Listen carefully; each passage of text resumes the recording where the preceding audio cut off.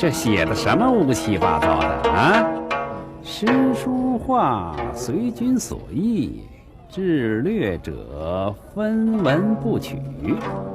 扬州郑板桥，嘿嘿嘿嘿，口气不小啊！这是皇上钦点的地盘，你的胆子真不小啊！你是什么人，竟敢不打招呼就在这儿？对不起了，大人，借贵方一块宝地做个营生，有什么得罪的，请多多包涵。不必客气。只是天下的大画师，在下知道的不少，怎么偏偏没听说过你这个扬州的郑板桥啊？啊？对不起，先生，天下之大，孤陋寡闻的人多了。再者说了，天下的大画师，也不一定都要和您这样不知天下的小商人打交道啊。真的有意思。看不出你嘴上的功夫比你手上的功夫更厉害。今天我哈川倒要看看你的真功夫到底有多大。好，那就请教了。说大话的人我可见多了，小事你我便能略知一二。我拿出一幅字画，你给我仿做一幅出来，你行吗？大概。仿作这种事情我不做。再说，此画也不值得一模呀。你不是号称买卖字画的行家吗？你是什么意思？什么意思？难道你看不出来这幅字画不是原作，也是临摹别人的？哼，你是不画，还是画不出来呀？嗨，我只是试探你一下，你连这点功夫都没有，那么你凭什么来京城里混事儿啊？冲你这句话，这幅画我还做定了。痛快。那好，你知道这幅画是谁画的吗？宫廷御画大师金敏之，你知道吗？嗯？实在抱歉，就算我孤陋寡闻吧，真的没有听说过。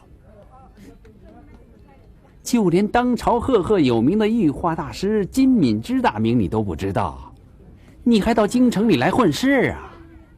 也太不自量了吧！啊！你是想让我背人名呢，还是请我画画啊？哦，是啊。哎，大人们，这种斗嘴的事儿，您去了有失身份呢。要不然，我们到别地方转转。不，我就跟这儿待着。哼，看看他到底有多大能耐。怎么着？你心里发虚了，想反悔是不是？哼，何止是反悔啊！这种字画锣鼓逼俏，只失其形，不得其意，泥足无心。这该说的我都说了，这下你该满足了。你是临摹不得，才这样洋腔怪调的吧？我老实跟你说，你别说是学画了，我看你就是给金大人擦脚都配不上啊！画画的这画画哪说不画？江湖艺人。春花，快去把那几个扬州师傅找来啊！快去。好。后头的这只铺开画两笔，就是画两笔吧。哎，开我！下张是我的啊，是我的，是我等半天了。师傅，你快到雅墨堂那边去一趟吧，跟你一起的那个郑师傅出事儿了啊！真不错，哎，画的真像啊，这个，哎，像啊，像，太像了。师傅，雅墨堂那边的郑师傅被人欺负了，你快去一趟吧。板桥，你们看，就在这边。好，怎么着？让一让。你画还是不画？画就点个头。你要是不画呢？不画又怎么样？只要有我哈川一句话，这条文化街从现在起就不再有你们的位子了。啊，你呢，早早的给我滚得远远的，免得我哈川劳神。你看瞧，画，别让他们小看我们了。好吧，画可以，你得开个价。好，有你这句话就行。说吧，要多少？这样吧，如果我仿得像，你出1000两；如果仿得不像，我就抬腿回我的扬州去。痛快，成交了。店里边请。我看这就不必了。我还是在这里当众作画，也好有些个证人。不过，你得先交上500两的押金来。好，去取500两纹银，把店里那张大画案给我抬来。走，快去看哪台呀！是，大老板，来了。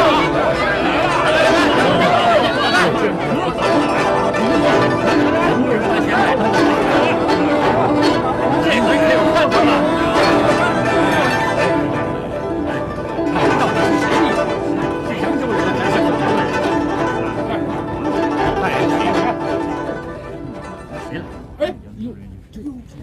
钟大人，前面发生了什么事？哦，雅墨堂的老板拿出金敏之的细刻图，让扬州来的画师郑板桥临摹，说是如果画得好的话，就赏银1000两；如果画得不好，就让这帮扬州来的卖画的滚蛋。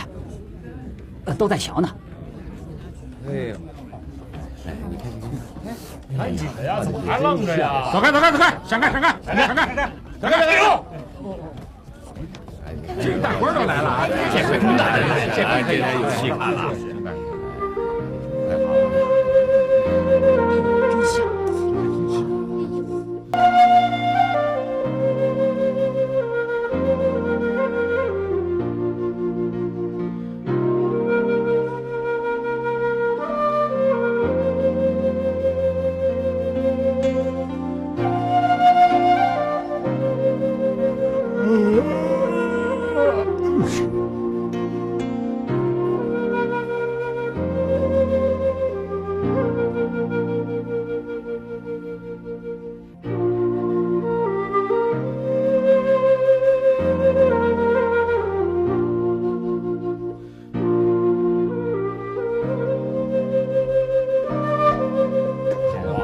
好了，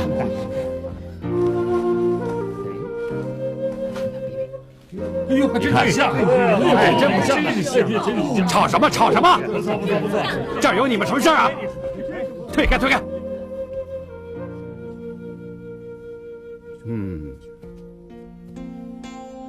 是有点像，不过什么？真好啊！我刚才说过，可好，在场的人也都听到了，画得像付银子，画得不像，我抬腿回我的扬州。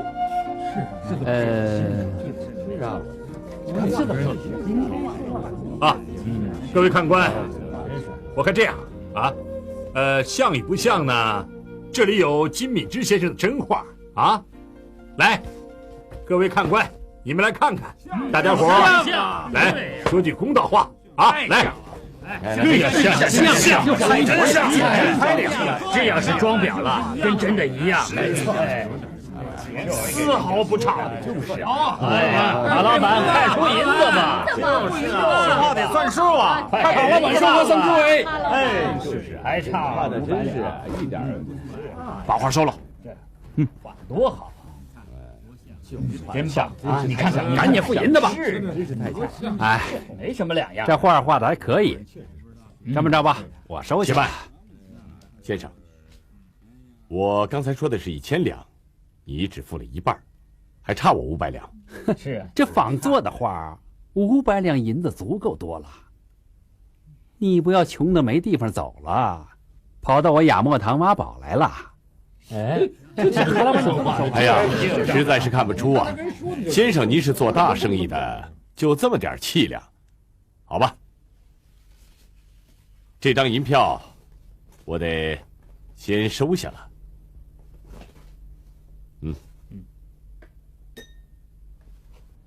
哎，哟，这是干什么？什么意思啊？什么意思啊？喂，他怎么回事？这个你拿走。你这是干什么？刚才不是已经说好了吗？你只付了一半的银子，所以我只能给你一半的画子，怎么样？这扬州人真是有骨气，扬州人真有骨气啊！哎，郑板桥，好样的，撕得好，好样的，郑板桥，撕得好，这画撕得好，哎，有骨气，别耍赖，真是啊，钱吧，好样的，真是好样的，走，啊，走了，慢着。哎呀，大伙儿都说像，可我说不像。这哈老板的银子不是付冤枉吗？请问您是？金大人，还是您得出来说话算数啊！诸位，这就是刚才我说的宫廷御画大师金敏之金大人。金大人呐！哎呀，这幅细鹤图就是出自金大人的手笔呀。这是你看看，真是果然，但是这扬州的香水那不错啊！哎，有意思，感觉都不。别吵了，别吵了，别吵了，听金大人说话。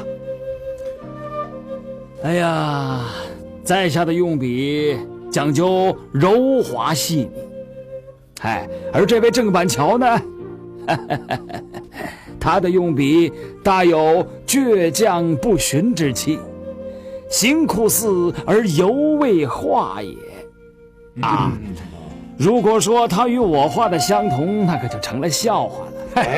大家都听到了吧？那么说，金大人说了不像，那就是不像。还是滚吧！不是这你们这几个江湖艺人，给我滚出文化街去！哎，怎么这么说话呢？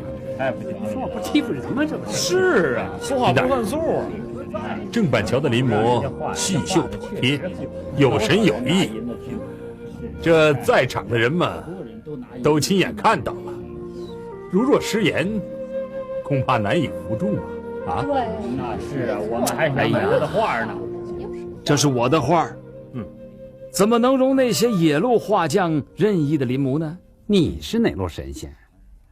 这儿有金大师在此，哪有你说话的份儿啊？哈老板，这是我的朋友，宫廷御画大师李善李大人。不得放肆！李大人，小的多有罪，小的多有罪。李大人，李大人日后多多光顾，多多光顾。这条狗！先生，既然金大人已经有了公断，那就对不起了。你拿去的那500两银子啊，还得还给我呀。哎，怎么这样？怎么这么讲？哪有说理的？说我这不是这样？这说话太不像话！你们这是闪开！闪开！闪开！闪开！钟大人，钟大人，你们身为君子，就要有君子的样。说话怎么能出尔反尔呢？金大人，你们就这样当众欺负外乡人吗？哼，也不知道羞得慌。大伙说，这银票该不该给人家？应该给，应该给，这应该给的。大人，这拿着吧。是啊，钟大人发话了。谢谢大人了。谢谢大人，谢谢总大人，谢谢，快走，走，咱们走吧。哎呀，哎，谢谢，真才啊，真学艺，真好，有功论，好。对，你还有脸叫爹？您坐。啊，还不给我跪下！女儿不是有意惹爹爹生气的，求爹爹原谅。哼，你看看你自己这身打扮啊，你看看。啊，哼，成何体统啊！你还像个大家闺秀吗？平时你娘说你不懂事，我还一直袒护着你。子不教，父之过呀。爹爹，我都怪我平日对你管教的太少了。你要是再这样下去的话，你自己看着办吧。我说的你听到了没有？我听春花说，扬州来的画师把招亲的谜底给解了，后来他们又走了。女儿一听急了，又不敢跟爹爹说，情急之下，只好女扮男装私下上了街。女儿没想到，爹爹也跟着上了街。女儿没有别的意思，就是想去看看，只是想知道解谜底的是什么人。啊，现在你见到他们了，你觉得怎么样啊？爹爹也看到了他们的人品和画品，那么让人敬佩。爹爹，你要为我做主啊！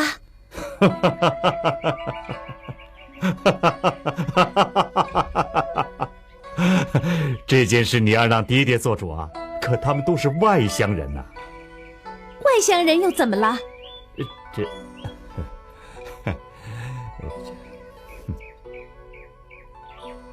爹爹没忘记吧？设谜招亲的时候您说过，谁解了这个谜，女儿就嫁给谁。可是谜底人家解出来了，爹爹却自食其言，将人家拒之门外，不理睬。女儿想问个明白，爹爹如何解释？我就你这么一个宝贝女儿，你就忍心离开爹爹啊？爹爹怎么能这么说呢？那么多的王公大臣、文人墨客都没有看出那副对子藏意到底是什么。有人说出了谜底，他就是跟女儿有前世的缘分。梅子，你起来吧。谢谢爹爹饶了女儿。大人，奴才打听到了，扬州的画师住在碧云寺，他们早出晚归。爹，梅子，那你说吧，怎么安排？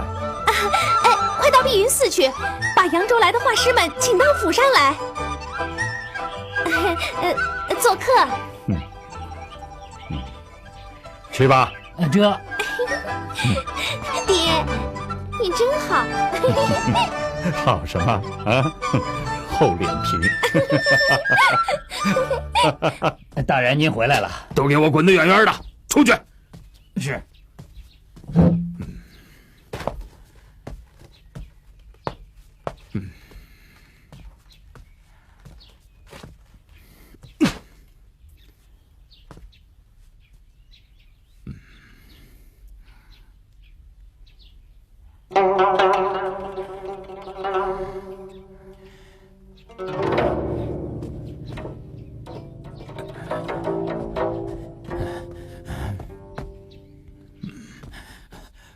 我叫你画，你画。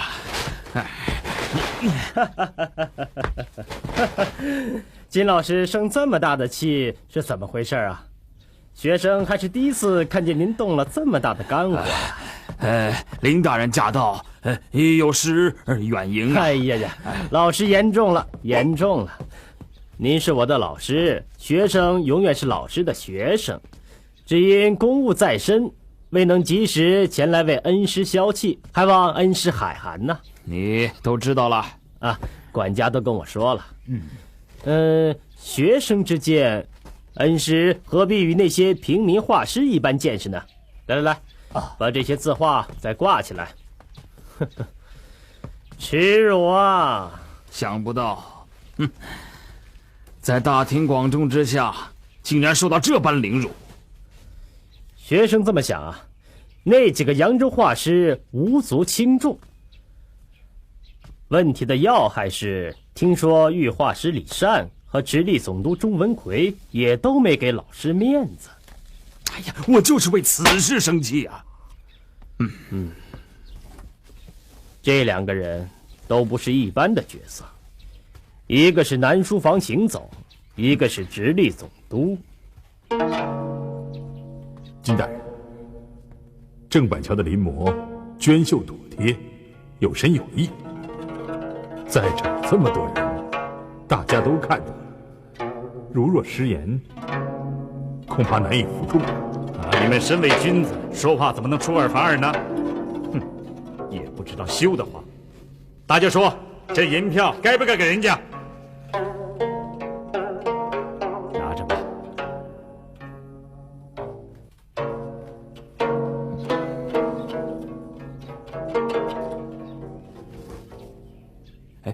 林大人，你妹妹入选后宫，已是皇上的爱妃呀。你要是出面说话，这分量就不一样。你自己又是吏部侍郎，林大人，老夫就是指望你出头啊。老师您高抬了，您的名望在宫廷内外也是人人皆知的。为您出这口气，学生义不容辞。不过轻重缓急要有个安排。对，里面请，请。来人呐，备酒。是。哎，我说板桥啊，你小子命真大啊！要不是总督大人出面呢，你今天就脱不了身，回不了碧云寺了。你说是不是？你知道什么呀？总督大人想把女儿嫁给你，收她做女婿呢。我这脸脏胡子谁要啊？给皇上这个小白脸最合适。对，我想要，你总督大人看不上我呀。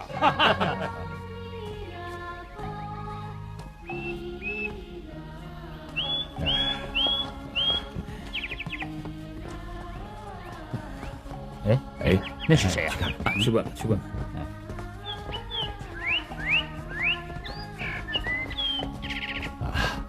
请问这位先生，青阳大师他现在在哪儿？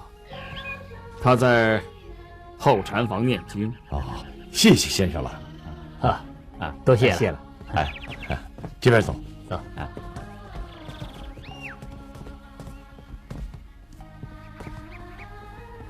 京城的文人莫可多呀，你们的字画，喜欢的人多吗？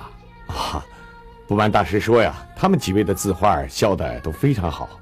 是啊。京城的百姓倒还都喜欢我们的字画听你们的画艺，板桥一定遇到了什么麻烦了？麻烦总会遇到的，不顺心的事儿，还是不说为好。我这种个性到哪儿都讨不了好。板桥，你们一定要记住，处事不要太要强。接着说。我听说钟文奎和贵州总督阿坤一直不和，我去安排人找阿坤，让他找钟文奎的把柄。好主意。至于那个李善嘛，对付他容易，他是您的属下，你随时随地都可以找他的茬，让他日子不好过。老师，您再听我说下去。老师，您还记得当今皇上的小叔慎亲王允禧吗？想当年，他不也是恩师的门徒吗？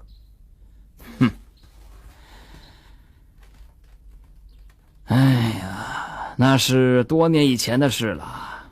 后来呢，他更偏爱诗词了，我也就不便高攀了。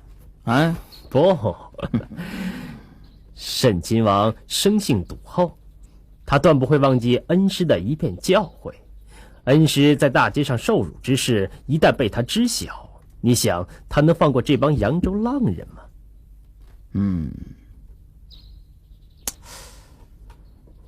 哎呀，可是慎亲王在紫禁王府，郑板桥他们在碧云寺巧就巧在慎亲王为了寻个安静之地吟诗作词，不日前也住进了碧云寺的后山。这帮扬州人不是自讨苦吃吗？现在只要找个人在慎亲王面前说上几句，咱们再添油加醋的给他编排点儿，说扬州人背地里讥嘲他慎亲王的恩师。你想，年轻气盛的慎亲王会轻饶了这帮扬州浪人吗？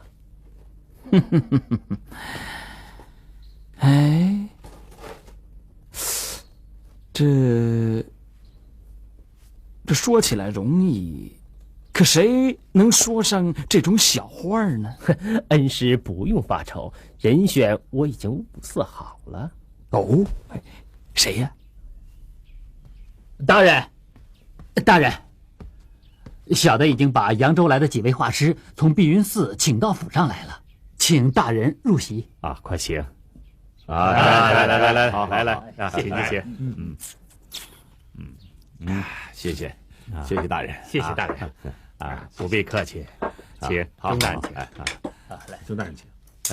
说起金敏之啊，他曾经做过皇上的太师，如今又身蒙圣上的宠幸，霸道的很呐。今天你们呐，算是和他结怨了。嗨，反正本来我们就跟他不认识，更不和他往来，他能把我们怎么样呢？就是此言差矣。有他从中作梗，你们的字画要想在京城站住脚，那就比登天还难呐。我看那个李善大人挺公道的，他不也是宫廷大画师吗？不错，说起他呀，也是你们扬州人。他是皇上身边的近臣，南书房行走。今天他当众替你们说话，他已经担着与金敏之不和的风险了。是这样啊。不过你们也不必担心，李善他自有办法避开金敏之的锋芒。来，各位，来，请，大人请，大人请啊！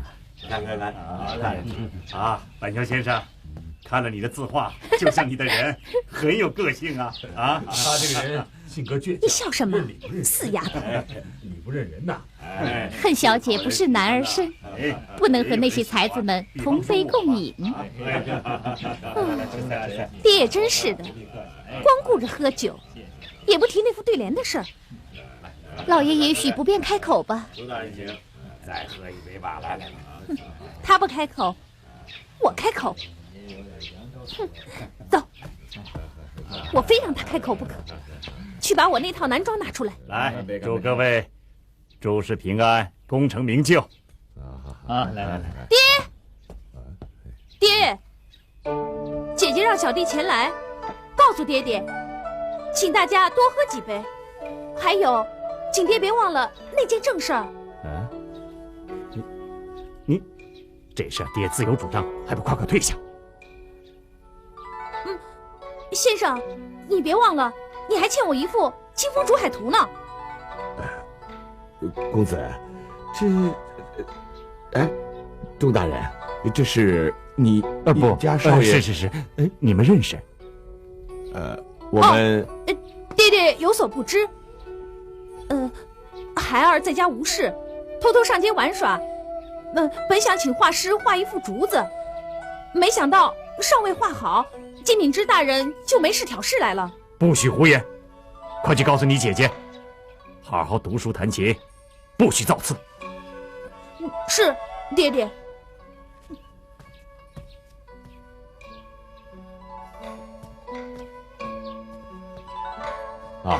钟大人，令少爷他所要的画儿，板桥不日就画好，定当送到府上来。小女和他这个淘气的弟弟自幼溺爱，桀骜不驯，诸位不可太认真。只是请你们来，确实有小女的一番美意呀。自从那天各位在本府大门接对联、揭谜底，他就日夜不得安宁。常言道，郎才女貌，各位的才学也确实令老夫佩服啊。现在请问各位，那天猜出谜底的是哪一位啊？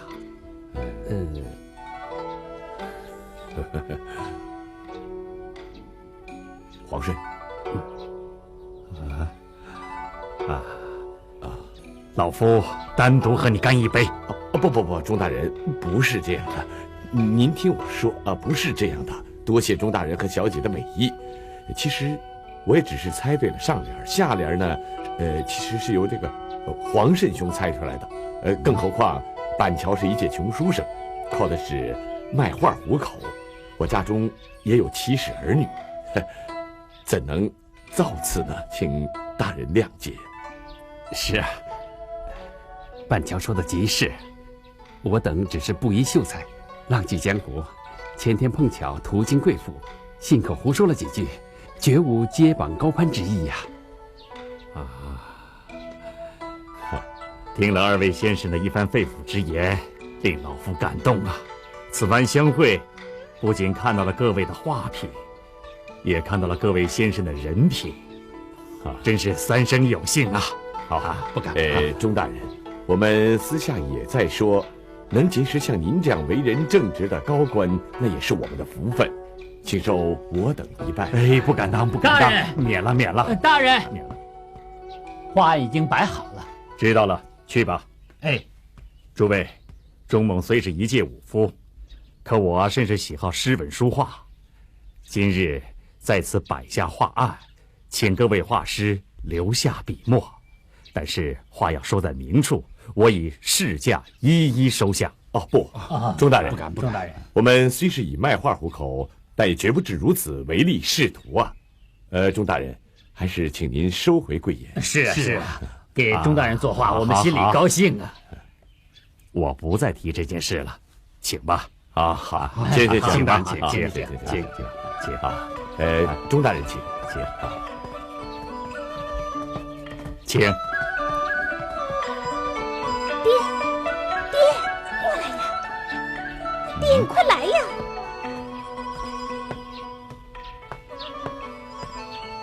爹，怎么样？什么怎么样？就是那件事啊。你说的是这个呀？揭谜底的是2位先生，爹总不能乱点鸳鸯谱啊。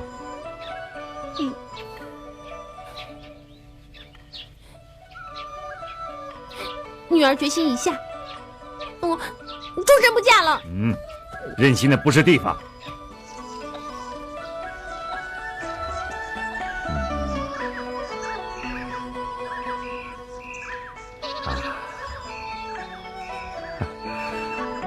好手笔，妙不可言，妙不可言呐！钟大人，字画均已做好，我等就此告辞了。不，你们都不要走，我已经安排好了你们的住宿。你们在京期间哪儿都别去，就住在我的府上啊！不，大人，您的好意，我在这里代大家先谢过了。我们刚刚到了京城，就惹下这么一场大祸。听了您的劝告呢，决定还是早早离开京城的好。我们打算和青崖大师告别一下，然后我们就回扬州去了。也好，下次来京的时候，千万别忘了到府上做客好，多谢钟大人，多谢。请各位走好，告辞，一路多保重。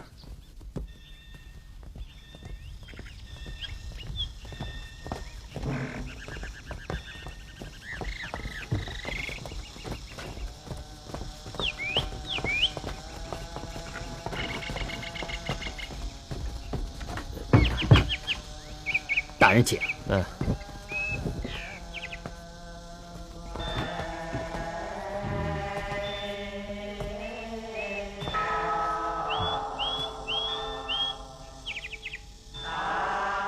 你们就在此守候。是。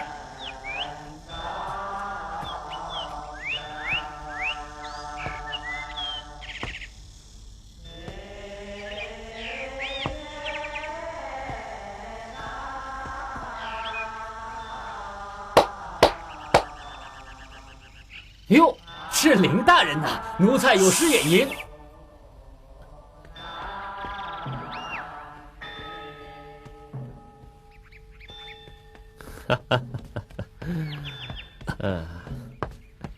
林大人，奴才失礼了。什么风把您吹到这儿来了？怎么不欢迎我来啊？小的不敢，奴才失礼了。这就见外了，还像当年一样叫我林哥。是林大人，您在皇上身边做事，岂敢岂敢。如今你不也是皇叔身边的贴身卫士吗？彼此啊！林哥，您到山上来有什么事吗？我从大内专程跑到碧云寺来，自然有事，而且此事非小弟你办不成。我？对，此地说话不便，跟我来。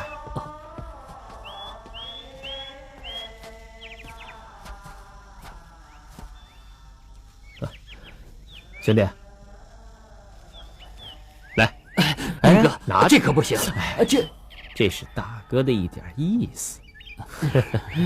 我问你，寺里是不是来了几个扬州画师啊？你知道吗？啊，你说的是去找青崖方丈的那几个吗？对。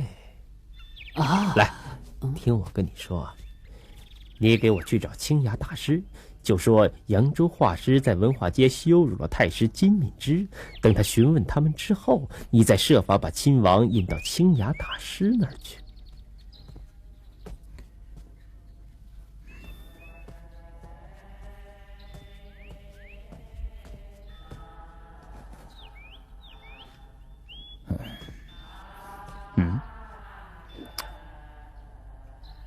翠槐，翠槐，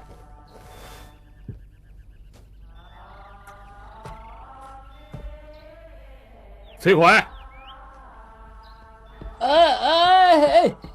奴才在。千岁爷，奴才在。你跑到哪儿去了？为何如此紧张啊？奴才回千岁爷的话，奴才到后禅房去听听的路上，听到有人说金敏之大人的坏话。说金大人的坏话？是什么人说的？奴才不敢跟千岁爷说。说。就是住在寺里的那帮扬州画师，他们在琉璃厂文化街当众羞辱了金大人。他们，你说的都是真的？啊，奴才如果有一句假话，您拿小的脑袋试问。千岁爷，您要是不信的话，自己去查听就是了。那帮扬州人现在还在青崖大师的禅房里，他们正说着呢。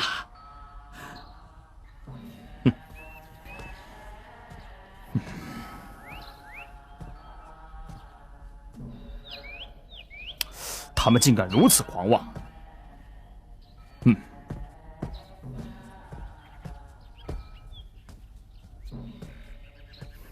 你起来吧。这。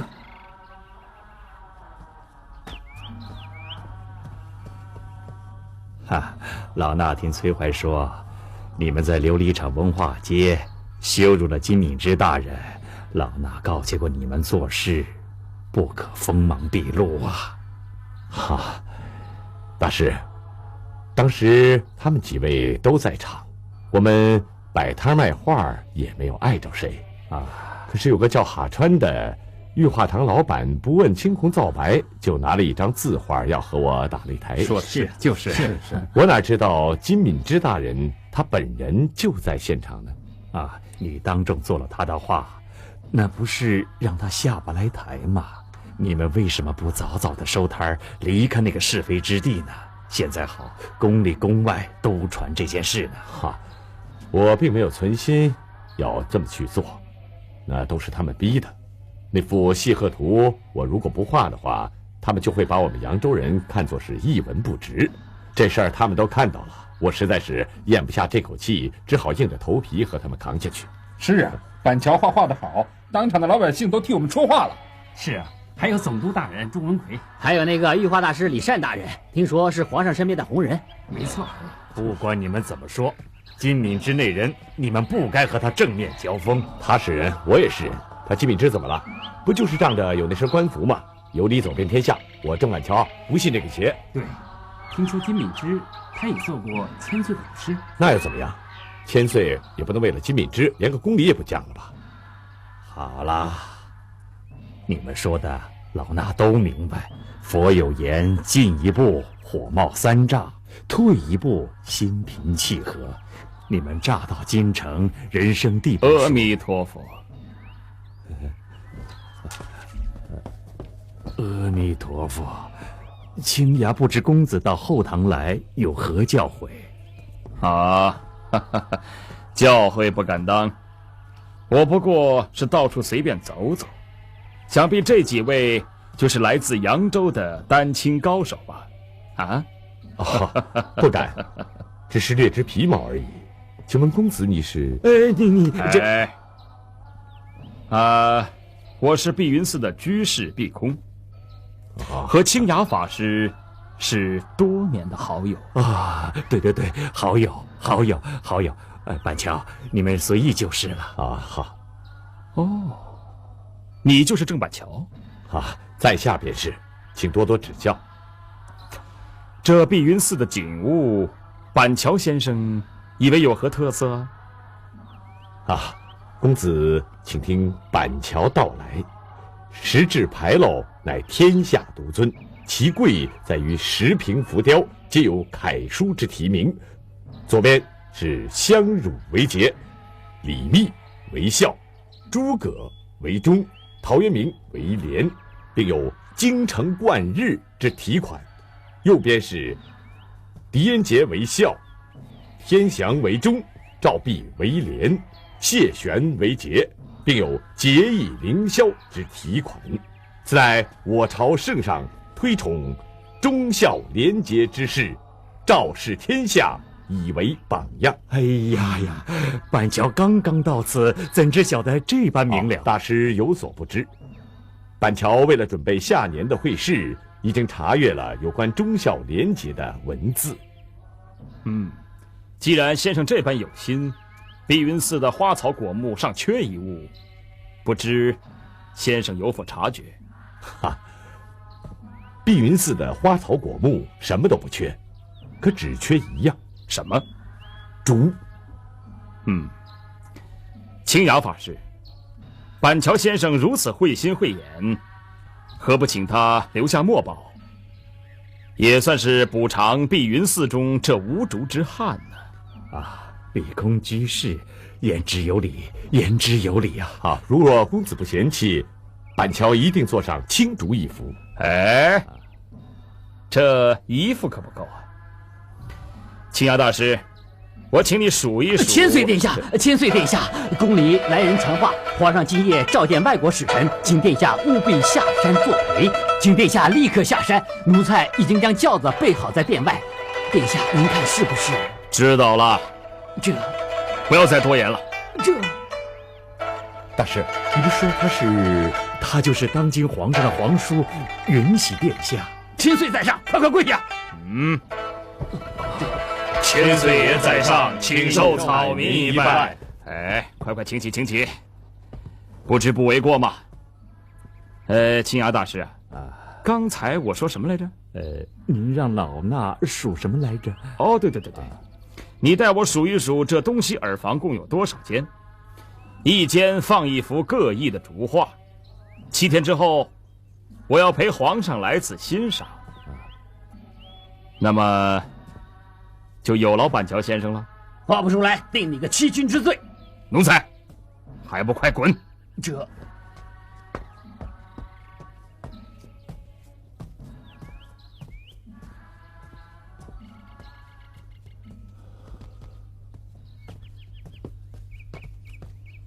怎么回事？千岁殿下与你初次相识，何以就出这样的难题呢？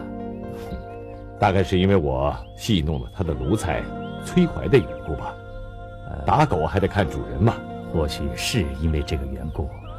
慎亲王虽然仁慈，但毕竟是年少气盛，你还是当心点好。板桥，你能行吗？素不相识出难题，真是莫名其妙嘛。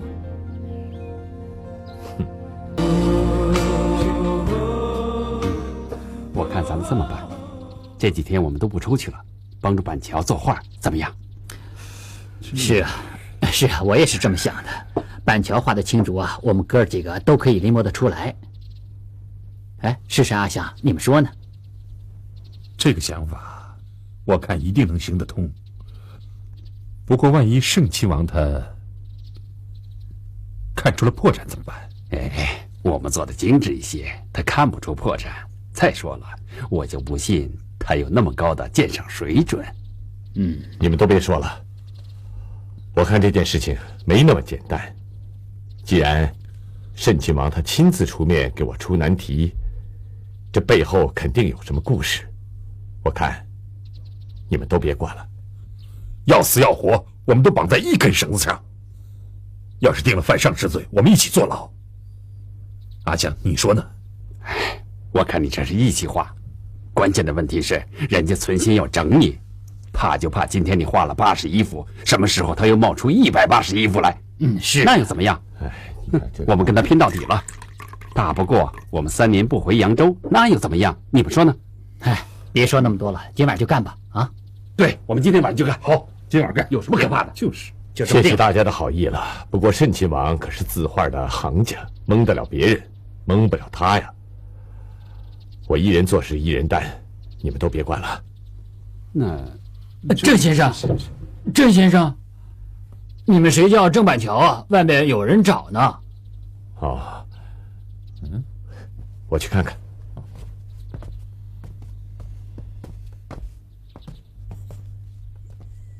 就是他。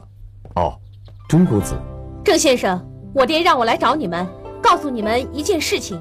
哦，钟公子啊，你爹他找我有什么急事吗？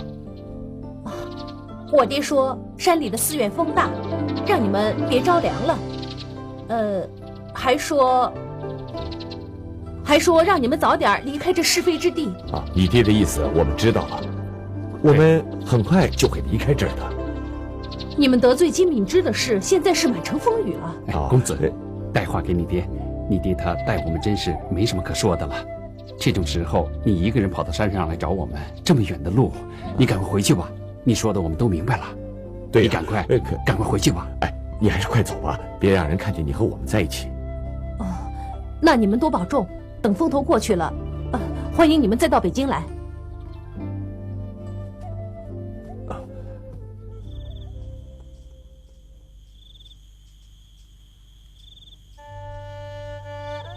表哥，你又要出远门了？啊，不去怎么办呀？要养家糊口挣钱呢。表哥，嫂子身体不好，你总是出门不管她。嫂子嘴上不说，我替她把话说了，你也别生气。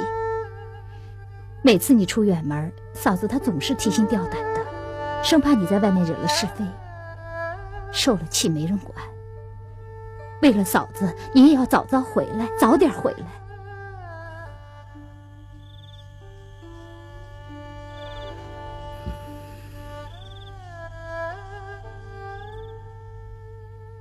板桥，你听我说，你的个性强，走到哪里都要惹点是非出来，遇到什么不顺心的事，多让着人家一点。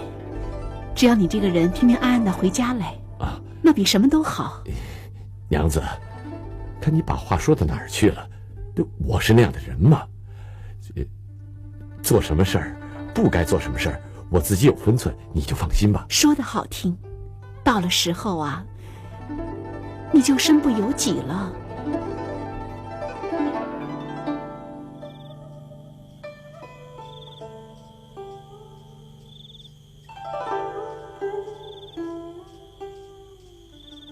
青崖大师，我们来向您告辞的。怎么，你们这就要走啊？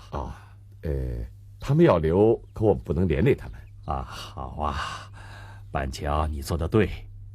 他们先走一步为好。板桥在这儿，老衲会安排好的。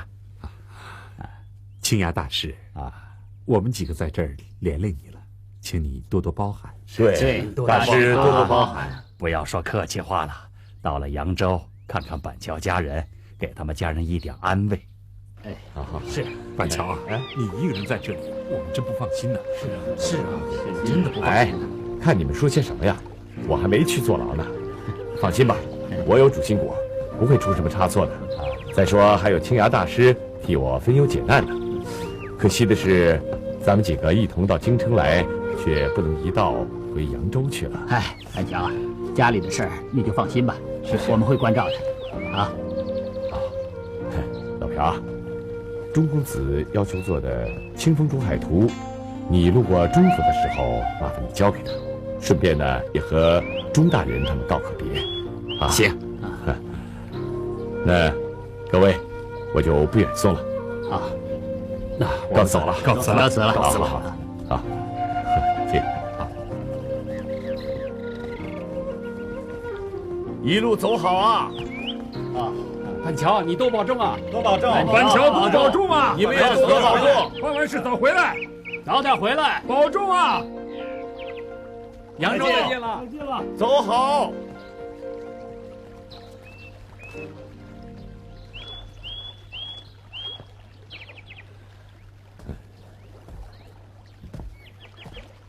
既然先生这般有心，碧云寺的花草果木中尚缺一物，不知先生是否察觉？碧云寺的花草果木什么都不缺，可只缺一样。什么？竹。清雅法师，板桥先生如此慧心慧眼，何不请他留下墨宝？也算是补偿碧云寺中这无竹之憾呢。碧空居士言之有理，言之有理啊。如果公子不嫌弃，板桥一定做上青竹一幅。一幅可不够。清雅法师，我请你来数一数。千岁殿下，宫里来人传话，说皇上今夜要召见外国使臣，请殿下务必下山作陪，请殿下立刻下山。奴才已将轿子备好在殿外，殿下您看是不是？知道了。是。你不要再多言了。大师，你不是说他就是当今皇上的皇叔，允喜殿下。千岁在上，快快跪下。千岁在上，请受草民一拜。请起，快起来。谢先生，不知不为过嘛。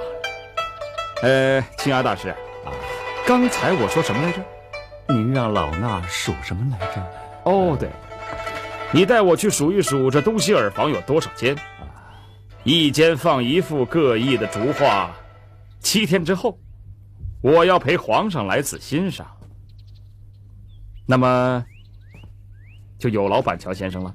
画不出来，定你个欺君之罪。奴才，还不快滚！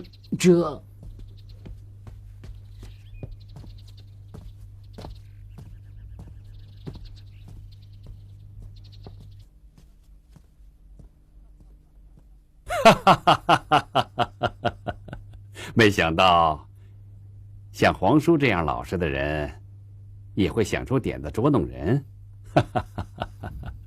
有意思。坐。谢皇上。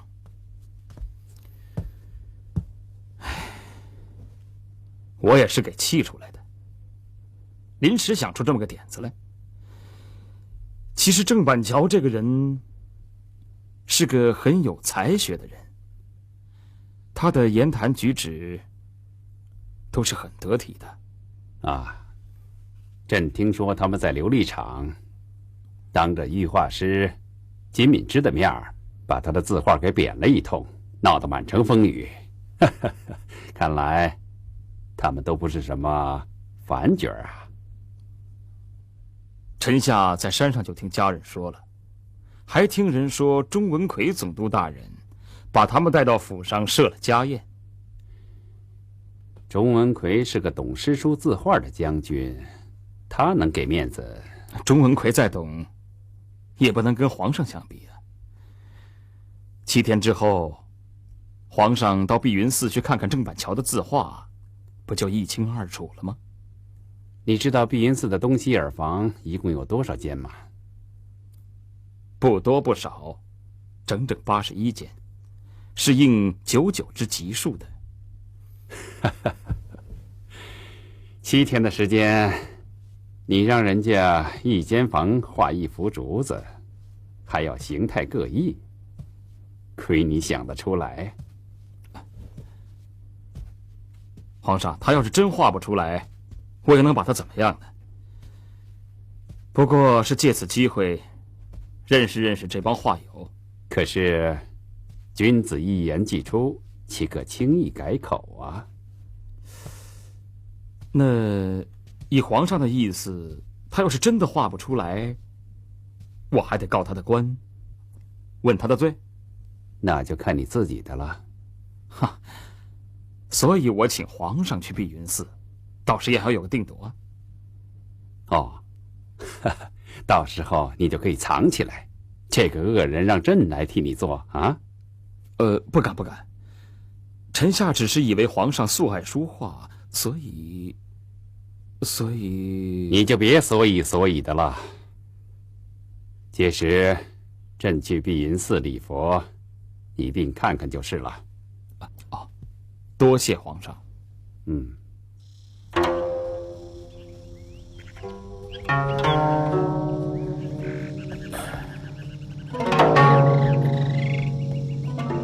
金大人，啊，金大人，哟，林大人啊，郑板桥羞辱您的那口怨气，学就给您出来了。说话小点声。成了，成了。慎亲王设下了一个深不可测的大陷阱，轻轻巧巧的就把那个郑板桥给丢进去了。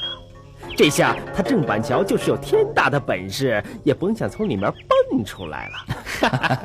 哎，那个郑板桥机敏过人，他不会知道这背后的事情吧？哎呀，孙师过分谨慎了。王爷惩治一个小百姓，就好像老虎脚下踏死一只小蚂蚁。宫里的人就是听说了，也只当是个笑话说说罢了，谁还把他当个正事儿追究个中缘由？嗯，哎，别说太远了，说说慎亲王是怎么把那个郑板桥丢到井里的？一个金元宝打通了慎亲王侍卫崔怀，崔怀把我设计好的小画传给了青崖大师。青崖大师责怪郑板桥的时候，姓郑的不知底细，大发牢骚。他哪会知道，这时候千岁殿下正在屋外听着他的牢骚话呢。后来呢？慎亲王板着脸，指着碧云寺东西981间耳房，命郑板桥给所有的耳房都画上一副竹子来，而且要形态各异，时间只有7天。啊，就7天？对呀，只有7天。慎亲王临走的时候说的，7天之后他要亲自陪皇上前去观赏。此话当真？学生亲眼所见，只是慎亲王没有发现学生就是了。则是，您看这口气出的还顺畅吧？啊，好。这81幅各不相同的竹子，只不过用7天来画，要是完不成的话，哎呀，这要是完不成，哎，要是完不成，那就是欺君犯上之罪啊！他郑板桥就是有天大的本事也完不成。金大人，您就等着瞧吧。林大人，我请你去东来顺啊。哦，走，请。哎呀，来，请，来。哼，让我怎么说你呢？你也太任性了。阿爹，少说2句吧。梅子，你听娘说几句。你爹不是不关心你的终身大事，他也是费尽了心思啊。他请人到府上来喝酒作画，不就是想弄清楚是谁揭的谜底吗？可是揭谜底的有2个人，你爹他也犯难呐。我已经跟你说过了，你不能把2个大男人都招到家中来吧？那谁先说的上联，那就是谁呗。你看中了郑板桥是不是？我没那么说，爹爹，你看不上人家是布衣，那是真的。放肆，越来越不像话了。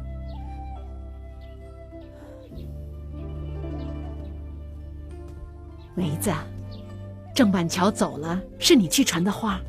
哼，不走又怎么样？啊？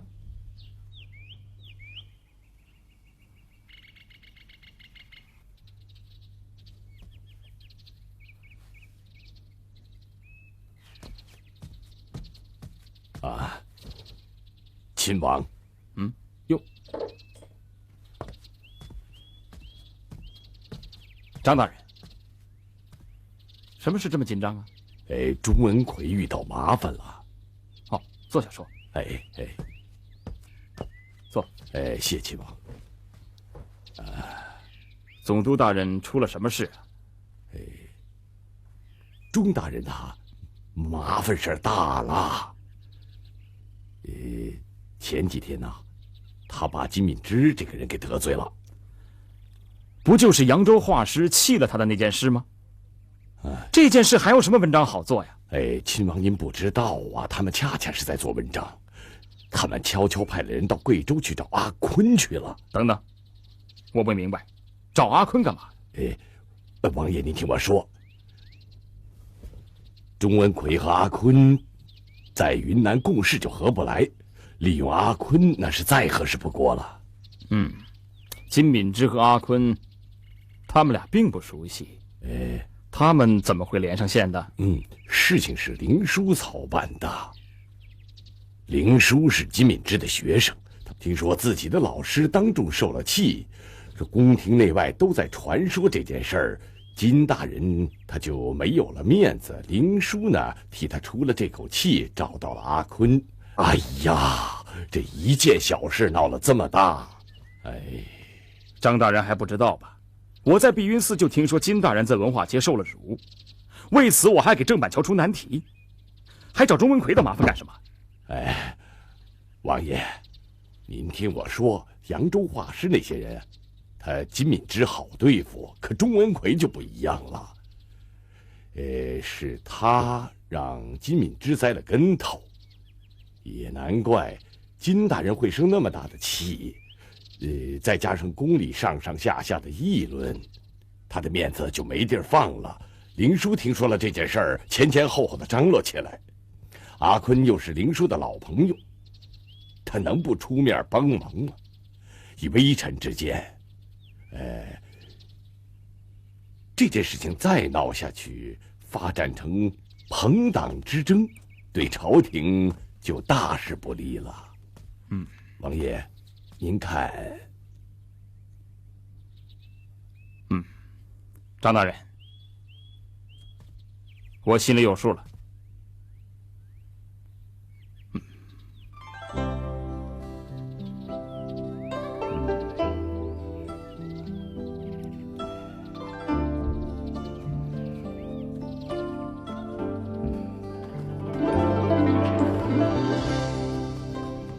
爹爹找小女有事啊？郑板桥托他的画室朋友把你要的清风竹海图送来了。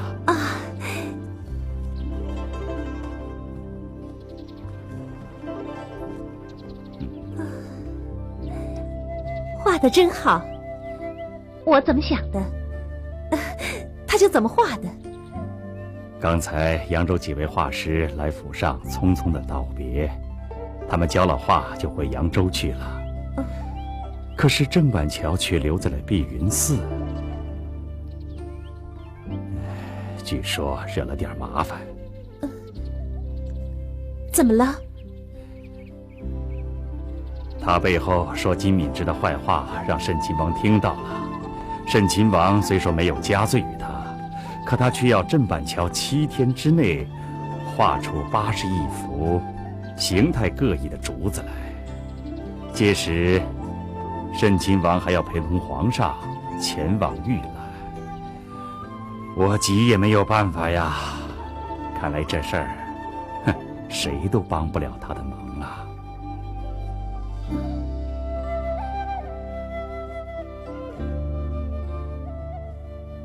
听天由命，菩萨保佑。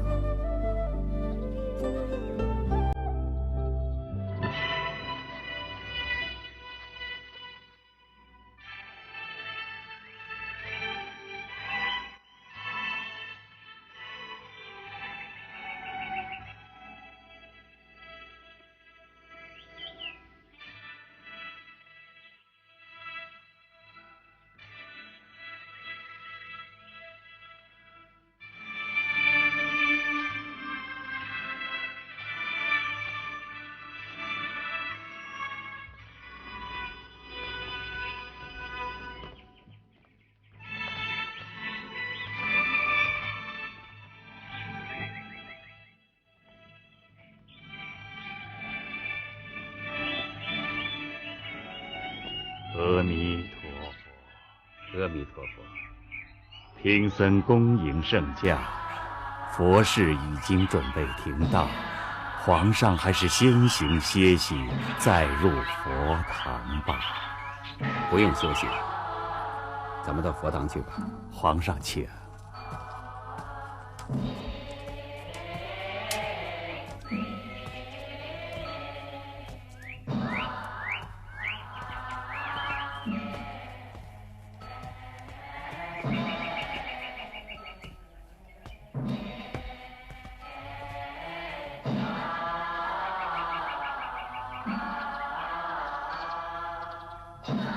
李大人，你是扬州人，这个画画的郑板桥听说过吗？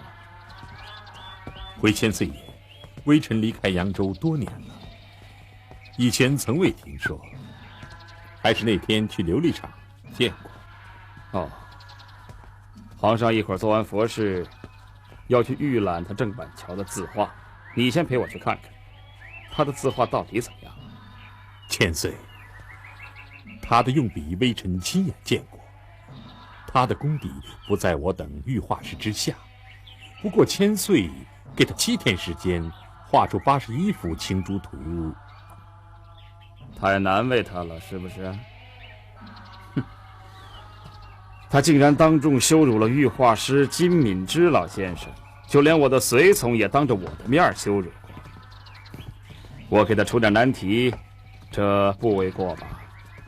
殿下，您只是听别人说的，微臣以为这里面有好多事说不清楚，何不找一个那天在场的老百姓问一问呢？李大人，您真是仁慈宽厚啊，怕我委屈了你的同乡？哪里啊，殿下到了啊！自殿下走后，郑板桥日夜操笔，不曾离开4门半步。那他的画画好了吗？老衲不知，郑先生作画不许任何人进屋打扰。走，我们去看看。殿下请。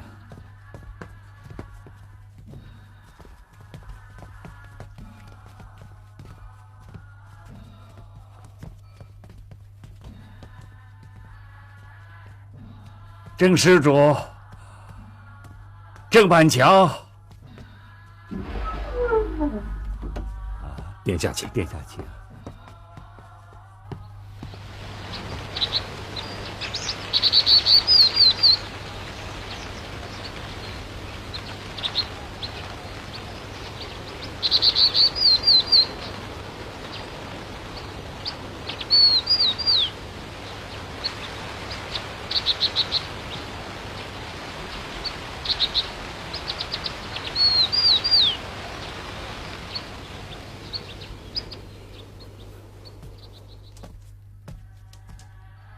殿下，您来看，他人已经走了。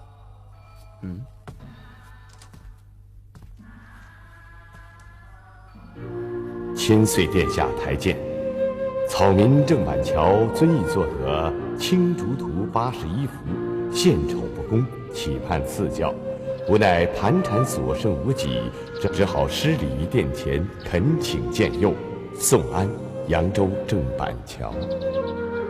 青崖大师，在。你怎么让郑板桥跑了呢？殿下息怒，郑先生的出走，老衲确实不知啊。这个郑板桥戏弄了金敏之大人，又敢戏弄于我。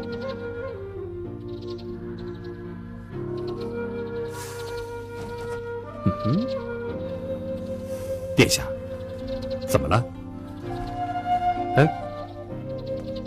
你看看这些画，你没发现吗？这些个画，除了他的画幅，一首题诗署名都没有。扬州的画派是讲究诗书画的，他留下这些光秃秃的画子，我怎么让皇上来预览呢？这不是戏弄我，又是什么呀？阿弥陀佛，殿下容老衲禀来。有天我与郑板桥谈诗，老衲拿出殿下的诗文给他看，他说殿下文采超重，神意非常。以此而论，郑板桥不留片字，想必是愧于诗文不如殿下吧。殿下，郑板桥留下了这些空白，足以说明他的诗文不敢与殿下一争高低呀。李大人也这么认为吗？是，微臣不敢妄言。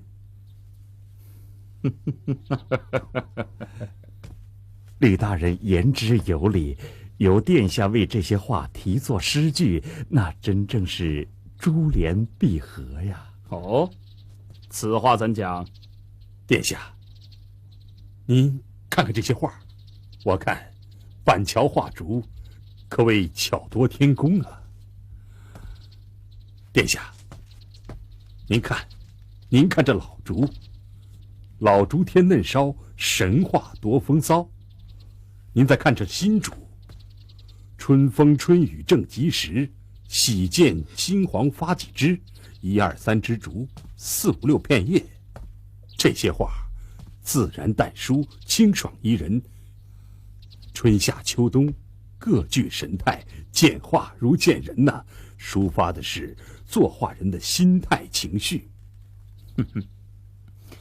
李大人不会是要替郑板桥说情而为其中的吧？启禀殿下，这可是微臣的一片肺腑之言呢。殿下，老衲听礼佛的百姓说，那天作画打擂是玉画老板挑起来的，此事不能怪罪郑板桥啊。你们把我看成什么样的人了？我的意思是，郑板桥没等我回来就先走了，此等难得的人才，我是有心与之交友的啊。皇上驾到！请。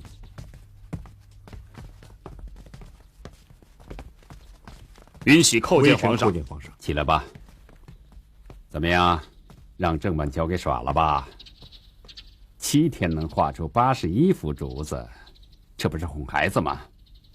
皇上，您去看看就知道了，请。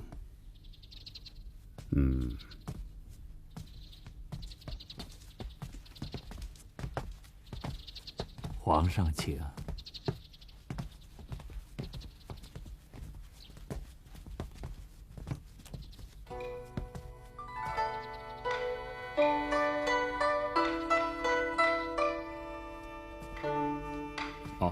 皇上，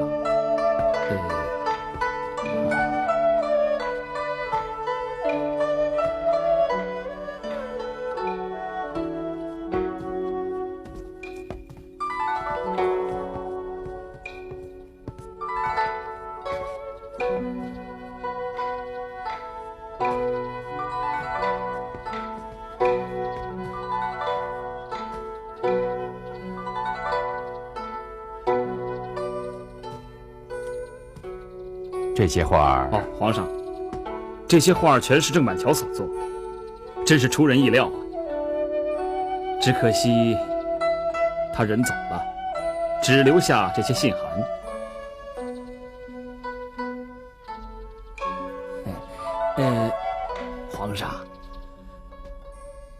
皇上要亲临御览，这是千岁殿下有言在先的。郑板桥他逃走了，这是有意的在戏弄皇上，以臣下之见，应当速速缉拿归案。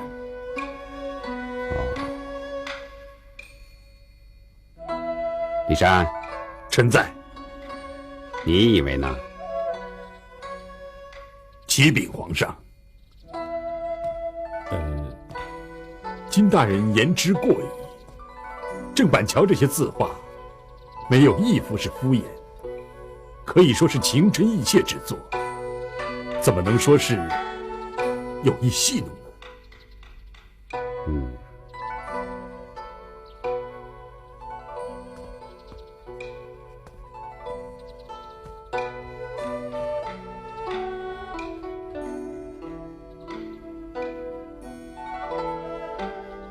听说来了5位画师，其他4位的画你们都见过吗？见过。如何？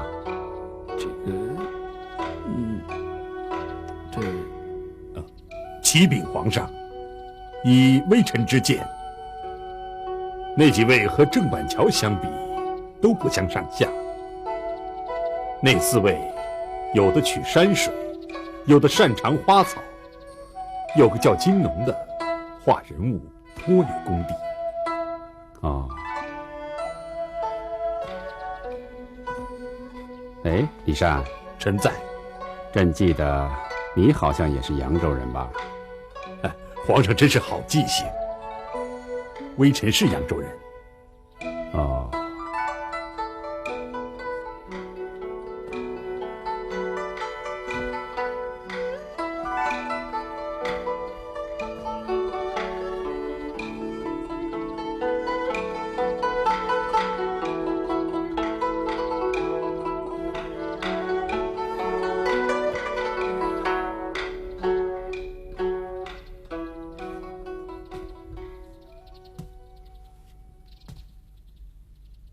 扬州出人才呀！王明德，把梯子搬过来。哎，来了。管家，这些字画都拿下来吗？都拿下来。啊，好。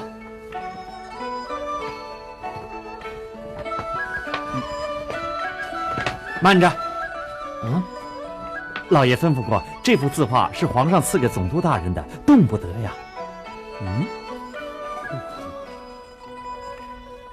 梅子，你也知道，你爹骨子里啊是清傲的，他能打心眼里敬重扬州画师，那是我们家头一遭啊。你要是不信呐，你就去看看，花厅里挂的都是扬州画师们的字画，别人的都摘下来了。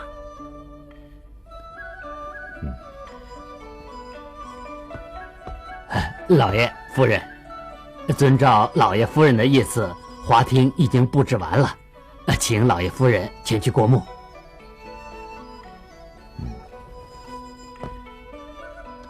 梅子，你也过来看一看吧。走吧。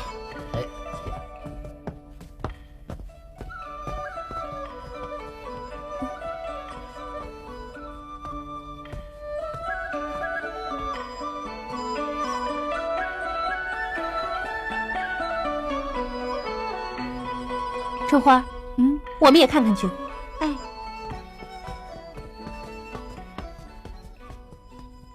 啊，大人，夫人，请。小姐请。好，老爷您看，我们都给挂上了啊，耳目一新呐！啊，您看怎么样？这是郑板桥的《清风竹海图》。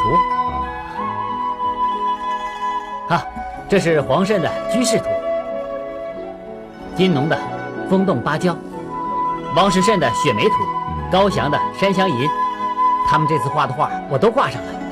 您看，不错。爹，怎么金敏之的画还挂在这儿啊？我一看就有气。女儿，这可是皇上赏赐的呀！你没看见其他的字画我都摘下来了吗？啊！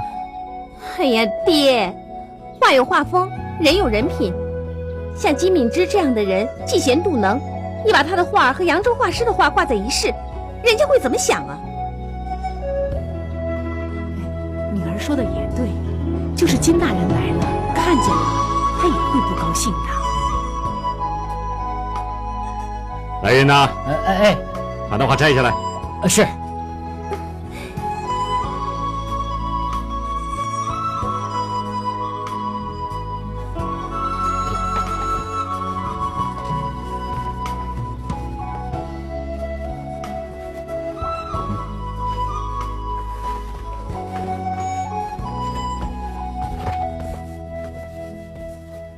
把这些画都拿到书房里去，妥善收藏。是。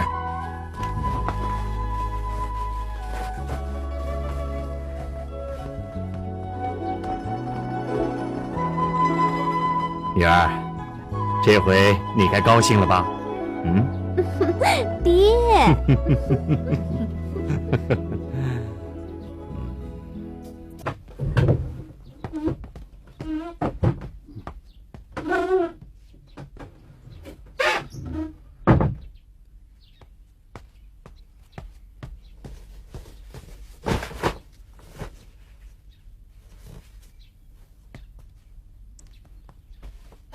大夫，偷几幅去卖怎么样啊？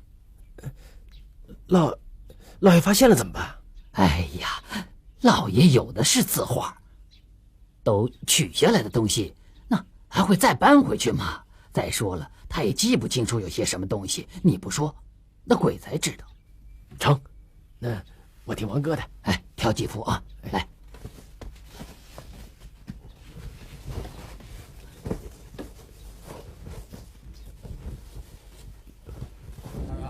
送子观音，请一尊回去，保证你抱个大儿子。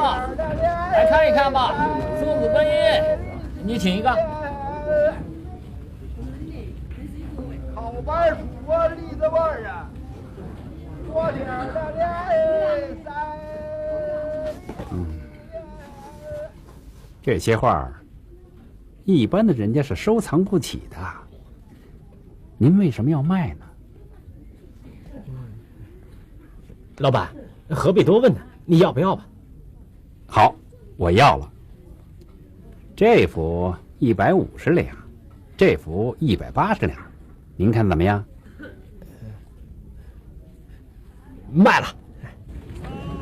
王大哥，王大哥，哎，卖了没有？卖了，卖了多少钱？一幅150两，一幅180两啊！这么高的价啊！没错。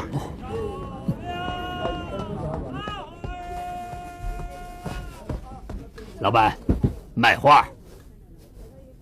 今天这是怎么了？这么多来卖画的。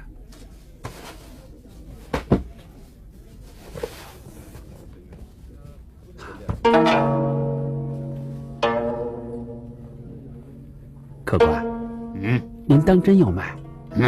这还有讲吗？你给多少钱吧？我给你500两，怎么样？多少？500两。不过请客官稍后，带我去看看库房里剩下的银子够不够。哦，行，我等着，你快请。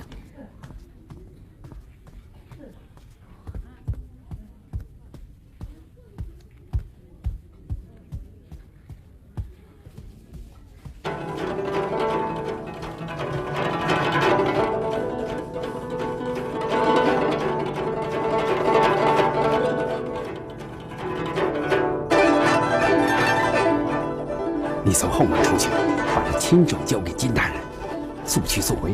哎，别误了事儿。是。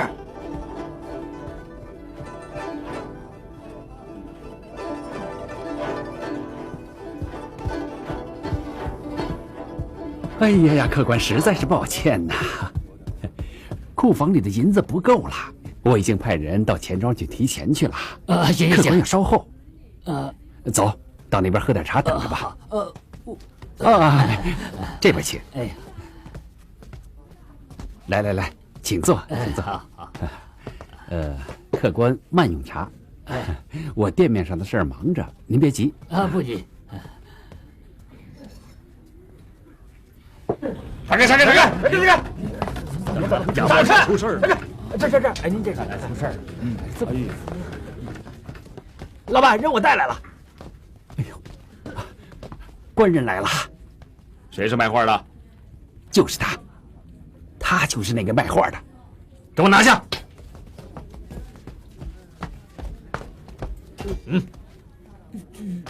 哎呦，金大人，您亲自来了。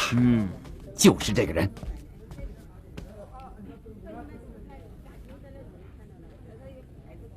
去把那幅画给我拿来。这。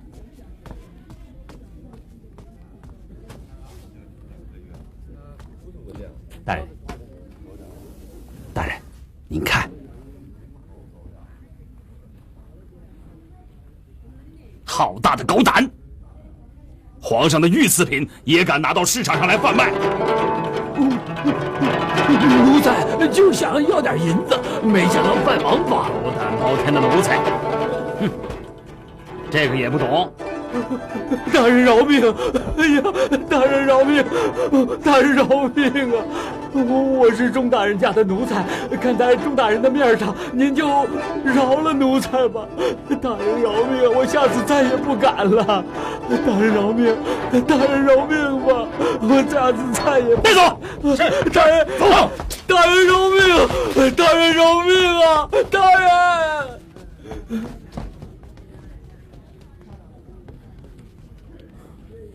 妙，妙啊！啊，这不是皇上给钟大人的玉印吗？啊，没错啊。知道我是从哪儿弄来的吗？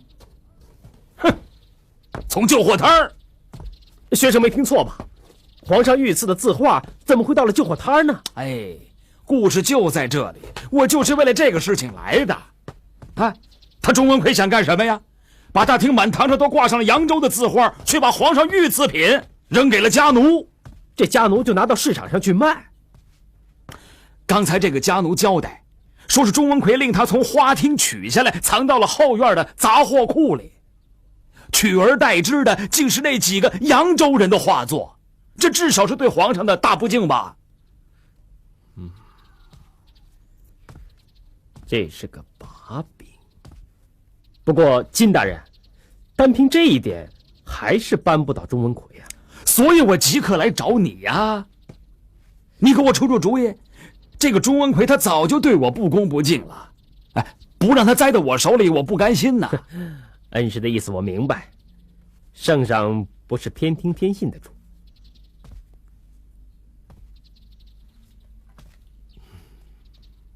对了，金大人，你说说，这几年你在皇上身边，什么事让皇上最头疼、动杀机的？这个一嘛就是贪污受贿，再嘛就是刁民造反。哎，比如说那个白练教，够了，这就够了。3年前，正是钟文奎坐镇贵州，当时贵州白练教闹得最凶。可是，经过钟文奎的周旋，白练教竟然从贵州跑到云南去闹了起来。你明白这是为什么吗？老师啊，你终究是个大画师，弄权术还是学生技高一筹。你想想，就以这幅画发难，再让贵州巡抚写一奏折，密奏钟文奎至今还和白练教有来往，皇上就会疑心钟文奎早有反骨，和朝廷不是一条心。皇上，直隶总督钟文奎他与皇上不是一条心，微臣听说至今他还与分布在云贵的白练教有瓜葛。爱卿所说有证据吗？皇上您要是不信微臣的话，您可以派人到云贵去查实啊。皇上，微臣也是为了大清的社稷着想。朕知道了。